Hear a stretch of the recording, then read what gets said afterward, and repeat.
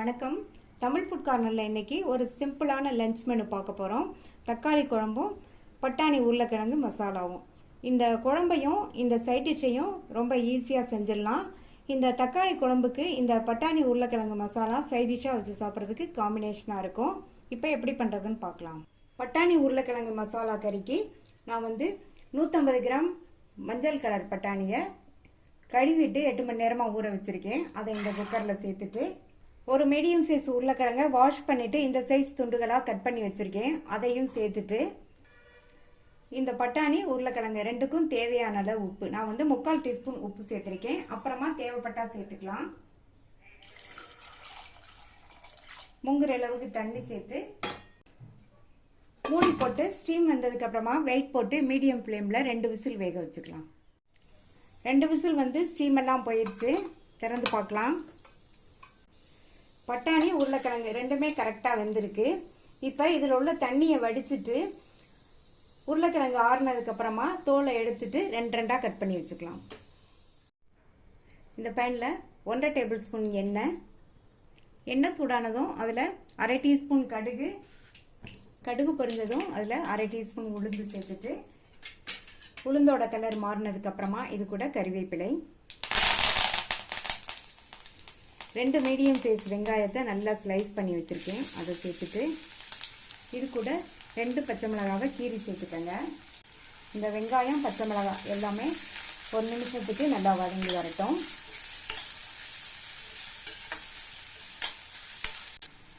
இப்போ வெங்காயம் பச்சை மிளகாய் வதங்கிடுச்சு. இது கூட 1 டீஸ்பூன் இஞ்சி பூண்டு விழுதை சேர்த்துட்டு இதனுடைய பச்சை வாசனை போக வதக்கிக்கங்க. இது கூட 1/4 டீஸ்பூன் மஞ்சள் தூள், 1 டீஸ்பூன் தனி மிளகாத்தூள். மிளகாத்தூள் நீங்கள் உங்கள் காரத்துக்கு தகுந்தபடி சேர்த்துக்கங்க. 1/2 டீஸ்பூன் மல்லித்தூள், அடுத்து 1/2 டீஸ்பூன் சோம்புத்தூள்.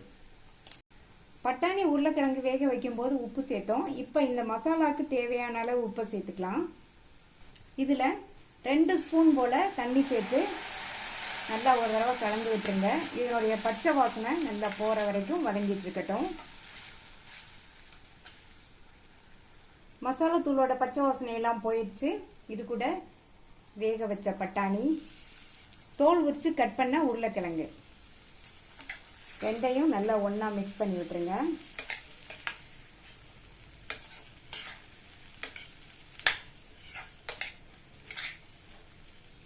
நல்லா கலந்து விட்டுட்டு மறுபடியும் இதில் ஒரு 1/4 கப் போல் தண்ணி சேர்த்து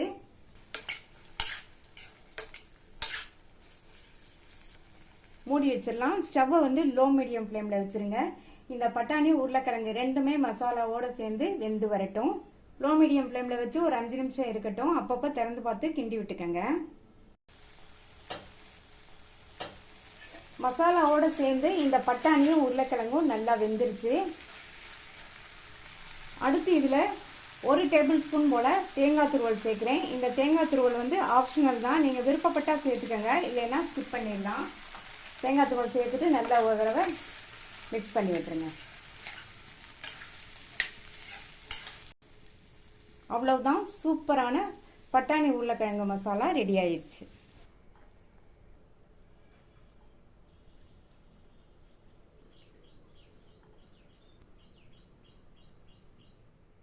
தக்காளி குழம்பு பண்ணுறதுக்கு இந்த பேனில் 2.5 டேபிள் ஸ்பூன் எண்ணெய்.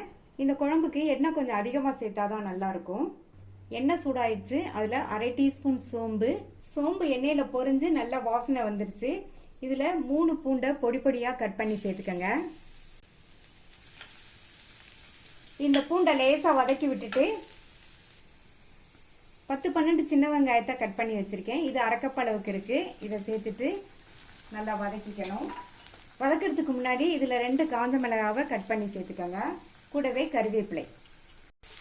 ஒருவேளை சின்ன வெங்காயம் இல்லைன்னா சின்ன வெங்காயத்துக்கு பதில் நீங்கள் ஒரு மீடியம் சைஸ் பெரிய வெங்காயத்தை கட் பண்ணி சேர்த்துக்கோங்க. வெங்காயம் பூண்டெல்லாம் ஓரளவு வதங்கிடுச்சு. 5 மீடியம் சைஸ் தக்காளியை கட் பண்ணி வச்சுருக்கேன். இந்த தக்காளி 200 கிராம் இருக்கும். இதை சேர்த்துட்டு இந்த தக்காளியை ஹை ஃப்ளேமில் வச்சு 2 நிமிஷம் நல்லா வதக்கிக்கோங்க. தக்காளி வதங்கிட்டு இருக்கும்போதே இந்த குழம்புக்கு தேவையான அளவு உப்பு சேர்த்துட்டு வதக்கிட்டோம்னா தக்காளி வந்து நல்லா வதங்கிரும்.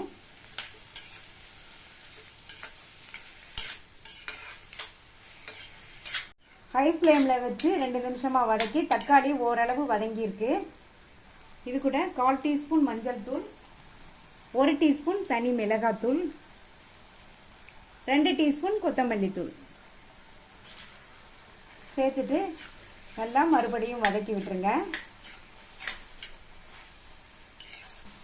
ஸ்டார்டிங்கில் தாளிக்கும் போது 2 காஞ்ச மிளகாய் சேர்த்துருக்கேன்.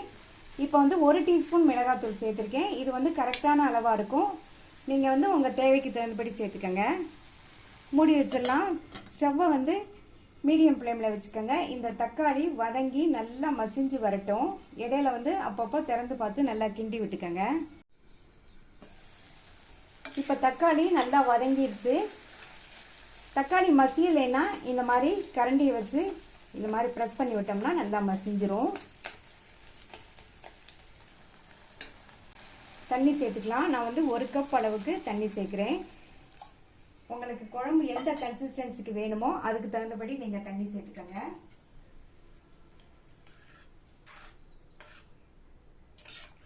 தண்ணி சேர்த்து மறுபடியும் நல்லா ஒரு தடவை கலந்து விட்டுறலாம். இந்த குழம்பு வந்து நல்லா கொதிச்சு வரட்டும். குழம்பு நல்லா கொதிக்குது. 1 டீஸ்பூன் பச்சரிசி மாவில் ஒரு 2 டேபிள் ஸ்பூன் போல் தண்ணி சேர்த்து நல்லா இதை கட்டி இல்லாமல் கரைச்சிக்கலாம்.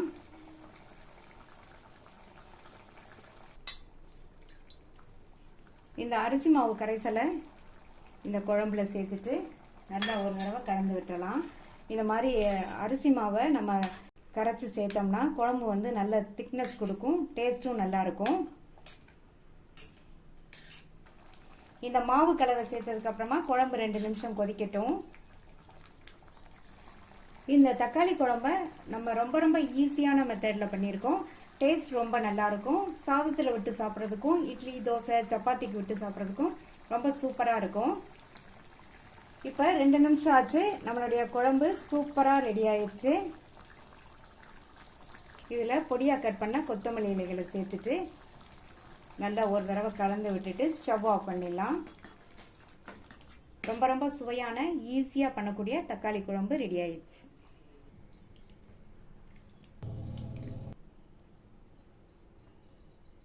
ஒரு சிம்பிளான லஞ்ச் ரெடி ஆயிடுச்சு. சாதம், தக்காளி குழம்பு, அதுக்கு காம்பினேஷனாக பட்டாணி உருளைக்கிழங்கு மசாலா. நீங்களும் இந்த சிம்பிளான லஞ்ச் மெனுவை ட்ரை பண்ணி பார்த்துட்டு உங்கள் கமெண்ட்ஸை சொல்லுங்கள். தேங்க்யூ.